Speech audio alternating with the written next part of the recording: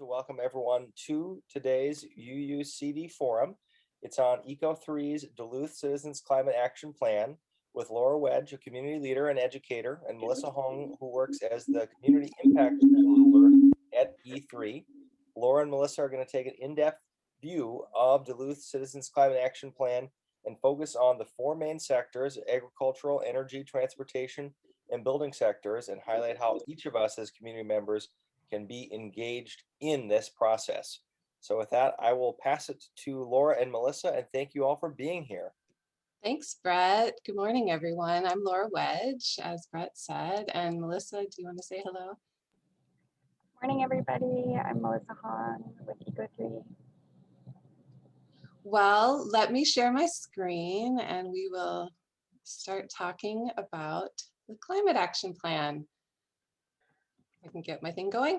So why a climate action plan? So in a couple years ago, the city was working on its Imagine Duluth 2035 comprehensive plan. And in that plan, it sets out a goal of 80% greenhouse gas reductions by 2050 for city operations and buildings. But that's only 4% of Duluth's emissions. So we wanted to think about how we could spread that goal community-wide and really take on the whole community looking at that effort of what does it take to reduce our greenhouse gas emissions. So we started working on this before COVID, and our original plan was to go out and have community meetings and gather people's input, but because of COVID, we had to change plans. And so we worked together, those of us at Equilibrium 3, I was an AmeriCorps Vista at the time when I started doing that. And we worked together with the Duluth Climate and Energy Network, and that is a local coalition of a bunch of different energy and climate and environmental organizations working in town. And it was funded by CERTS. And so we decided that we would look at the expertise of international and local experts and pull that together as phase one. And then phase two would be what we're doing right now, is taking it out into the community, engaging, adding to it, changing it. You know, we think of it as a living document. So the process was to look at Project Drawdown, which is an international effort to look at what really needs to happen to reduce greenhouse gases around the globe. We looked at the Imagine Duluth 2035 plan and what it laid out. And we also looked at Minnesota Green Step Cities, which is a statewide goal for helping cities reduce their environmental impact. And then we also, because equity was a really important process or aspect for us, we looked at a number of different equity frameworks and included those in the plan. And then we talked with 20 local experts that are experts in those four areas: food and agriculture, transportation, buildings, and energy production. And looking through all of those, then we kind of narrowed it down. What are they all saying in common? What can we really narrow in on that really makes a difference in Duluth? And so we came up with four key things that needed. Let me talk about this. This is the current breakdown that we have. We're working on 2008 numbers. Those are the most recent year that we did greenhouse gas emissions in Duluth. And those numbers are about to be updated, but we don't have them yet. So about almost 40% of our greenhouse gas emissions come from energy production in coal and gas, 26% in transportation, 22% from food and agriculture, and 15% from buildings. So then we said, well, what do we need to do in each one of these sectors to really make a change? So the most impactful action that we determined in food and agriculture was to develop a local and ecologically sound food system infrastructure that enables and encourages us to grow, process, and distribute the food our community residents and businesses need. So we heard a lot about how Duluth used to be a major hub of food production before World War II. And we can go back to that. We can go back to producing our own food. And a lot of what local people told us is that we're missing is that infrastructure for storage, processing, etc. And so the way that we're going to go about that is to shift our agricultural practices, address waste and diets, and to protect our ecosystems. And Melissa will talk more about the specifics of that in a little bit. The key, most impactful action for transportation was to prioritize street design and modes of transportation that put people first, like walking, biking, and public transportation. So we have been a leader in Duluth in a number of ways. We were the first city in Minnesota to introduce fully electric buses in 2018, and we can continue that kind of leadership. So we'll do that by shifting to alternative kinds of transportation, enhancing our efficiency, and electrifying vehicles. And then the most impactful action we determined for buildings was to make our buildings more energy efficient and fueled by clean and efficient energy. So much of Duluth's housing stock is really old and inefficient, and this is a growing field for jobs. Clean energy jobs grew 2.5 times faster than other jobs in Minnesota in 2019, and the largest clean energy employer was in energy efficiency. So that's something we can readily take on. The key strategies for that is enhancing efficiency, shifting our energy sources, and addressing refrigerants.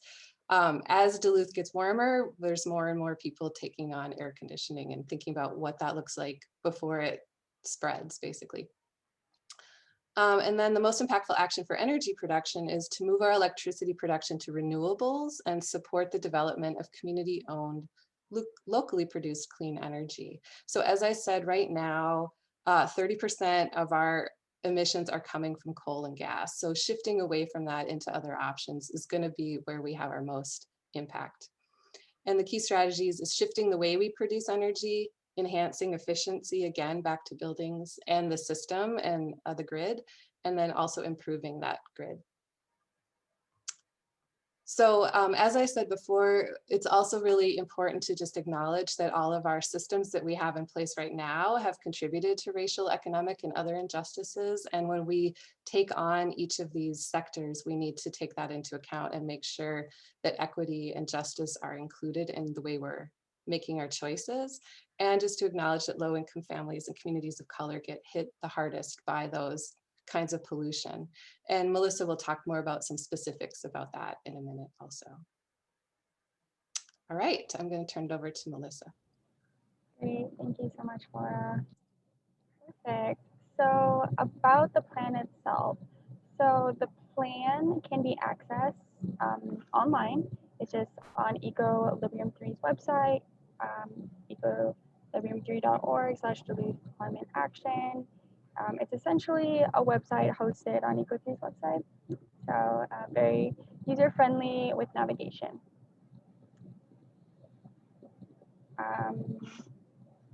Here is the home page. So when you actually access the plan, the top navigation bar, the blue navigation bar there is going to essentially walk you through the 3 main components of the plan, which the learn, the take action, and then the community initiatives, which I'll talk about a little bit more. And as Laura had mentioned, the plan does focus on the 4 main sectors responsible for Duluth's greenhouse gas emissions. So those 4 sectors are food and ag, buildings, transportation, and then of course energy production. And then this is just, okay, perfect. No, you're fine. I was just gonna, reiterate that. It's just there on our homepage as well. Okay, so on the website, there is the Learn section, and that's where the plan actually addresses the very Duluth-specific challenges, the Duluth-specific facts that Laura and all the people that were involved in the plan gathered. And so it addresses the question of like, how do we actually reduce our greenhouse gas emissions? And then it's also very sector specific. So within each sector, you can learn about the different challenges and the different ways that Duluth is already taking action. Next. Okay, so the actual challenges, it is important to recognize the complexities of the systems if we are to move forward. The great thing about this plan is that it is Duluth specific. So all the research, all the analysis, all the modeling that was done, and all the experts that were interviewed, everything is specifically for Duluth. And then, like I had mentioned, all the challenges break down within each sector as well. And so when you do go on the website and on the plan, each sector breaks down into each individual challenge. And you'll notice that different actions address different challenges, you know, within our food system, within our transportation system, et cetera, et cetera. Sorry, it's a little small, but yeah. And so once we kind of talk about the challenges, and then the plan will go into what does that look like moving forward. So what could a smarter food system look like? What does our, you know, what can our transportation system look like? And I won't read through all of them, but yeah, it just breaks them down. And then it'll it you know, moving into and transitioning to now, okay, what can we do about it? Once we know the challenges and once we know what it can look like, now the plan will break down into what actions we can actually take, and all the individual actions. Laura, I think you can go to the next page. Oh, whoops. Yeah, so all the individual actions do add up to those 4 most impactful actions that Laura did talk about. And then I kind of did mention this already, but like, what does this mean in Duluth? So each, yeah, I'm kind of reiterating myself a little bit. You can just go to the next slide. Okay, perfect. So what can we do about it?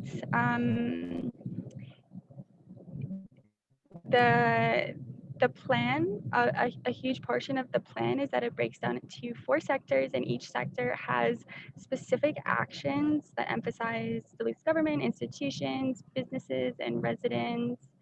And so each sector breaks the actions down into very digestible, very doable actions. They all lead up to those 4 most impactful. But the recommended actions do break down into personal awareness, individual and household, institution and business, and then community and systemic.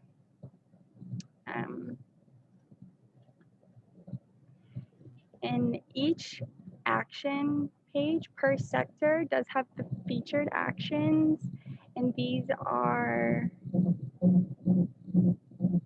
Laura, would you say these are the 3 most?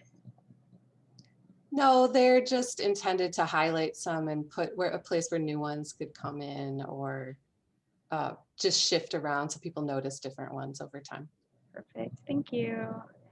So these featured actions, once you actually click into each action, we've done the groundwork as far as where you can learn more about specific actions you can do. Thank you. So this is, these are just screenshots from the website. This is what the website looks like, the plan looks like. And so each one of these individual actions broken down into these different levels, essentially. You can click into them, learn more, learn how you can get involved. Yeah. Okay, thank you. So what is Duluth doing already? A big part of the plan is that it highlights what we call community initiatives, which are essentially businesses, organizations, collectives, programs, whatever, et cetera, in Duluth that already are dedicated to Duluth climate action. These community initiatives are highlighting people in Duluth that are already very, very committed to its decarbonization. And this is a screenshot of the website. And so the community initiatives, again, they break down within each sector. So the 4 sectors, and then, yeah, different organizations, different programs are highlighted. And same with the actions. You can click into each individual one and read more about the different organizations and the different programs. And then it links directly back to their website. So how does it all connect? This is just an example, a food and agriculture example. So for instance, a huge challenge in Duluth is that it creates food insecurity. So low income or predominantly Black or colored neighborhoods have less access to affordable and nutritious food. That is a challenge. And one community initiative that is working towards that would be the Duluth Farmers Market. So there are, multiple markets in food desert areas. They're more accessible for low income. They do accept and match SNAP benefits as well at certain markets. And then one action that you would be able to take is it's a community and systemic action to advocate for urban agriculture policies. So to contact city leaders about revising zoning ordinances and using land easements. So a big part of our plan was that we actually built in these pre-written letters, for certain actions, for certain community and systemic actions. So we actually have built-in letters that you can revise and send to city leaders, the mayor, city councilors, etc. So that was a big part of the plan as well. Another example, transportation example. One of the challenges as far as transportation in Duluth is that it is inaccessible. Jobs and food access are of course difficult for low income, disabled, and our elderly residents who can't afford or don't have access to vehicles.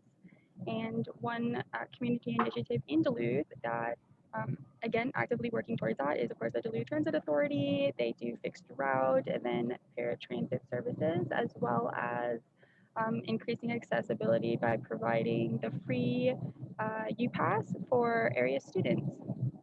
And then one huge action that is very important, particularly in the winter, of course, is to clear your sidewalks, particularly with mobility for residents or bikers, any super important for for them to have that access. Awesome. So how do I support the plan, or how does a person support the plan? Of course, to join our email list and Facebook group, we do send out emails and different updates that highlight the initiatives, the different actions, and then different engagement events around town. Report impact. So on the website, we do have a collective impact page where you are able to report the different actions you take and sign your name onto our webpage. And then, of course, sharing and engaging, spreading the word about the plan to your friends, your family, strangers, neighbors, engaging in different online events and posts is always, of course, very, very helpful. This is just a screenshot of what our collective impact page looks like online. It's very easy to fill out, just a name, phone number, and then, sorry. You're okay. Sorry, we had some just like winter road conditions. Yeah, that's the collective impact page online. But I think Lora, I and Lora can definitely agree that, well, I would say that one of the best ways to support the plan is actually to take the time to go online, learn about the challenges in Duluth, learn about all the community initiatives, and actually take action. The more community support we have behind the plan, the more impact it will make, and the more pressure the more pressure is on the city of Duluth to actually adopt a community-wide plan itself. So. And I'll just add there that Mindy Granley, the city's sustainability director, has been using this plan as a way to encourage the city to take action in creating its own plan. Awesome. So I do want to just reiterate, Lora, I think you're going to add that to the chat, right? Sign up for our email list. We'll put the link in the chat now. And I know Brett has put in several different links as well. But yeah, if you have any questions about the plan or how to get involved, we are here to answer those questions. I'm intrigued by your comment that you already wrote some letters that can be modified and sent in. Are those accessible on the website? Can you show us how? That's a really neat idea. Happy to show you that. So if you go to the website, under each sector, you could click on any one of them. And there's all the different actions here. So if you go down to a lot of these ones under the community and systemic action have letters attached to them. So here's what the typical actions look like. It's got, you know, a little bit of background and information. And then basically it gives you a pre-written letter that we've written that has the same information up above, and you fill in your address information and it tells you who it's going to go to. This one's going to go to 10 different people, the city councilors and the mayor. And then you just basically you can adjust the email if you want to, add anything to it, which is always helpful to make it personalized. And then you just click send. And then we encourage you to go back to that collective impact page here and say that you did it. We're still getting the word out about this, so there isn't a lot of actions on here yet, but the goal is to get 2,500. If you've heard of that tipping point idea, if we have a certain, like about 3% of the community getting engaged in something, it creates a tipping point, and that's about 2,500 people. So if you take an action, come in here and just report it, and this little, you know, chart will get bigger over time. Good question. Let's all commit to doing an action today, everyone. I'm already on that list, so I'm ahead of you, but you can join me. Well, and as Melissa said, a lot of the actions are reflection actions. They don't require that you even communicate with somebody. You know, it's like learning about Indigenous land acknowledgement, or learning about bioregional crops, or maybe you already do some of these. You already get a CSA box, or you look for superior grown products at the grocery store. So we encourage you to do new things, but you're probably already doing a lot of them.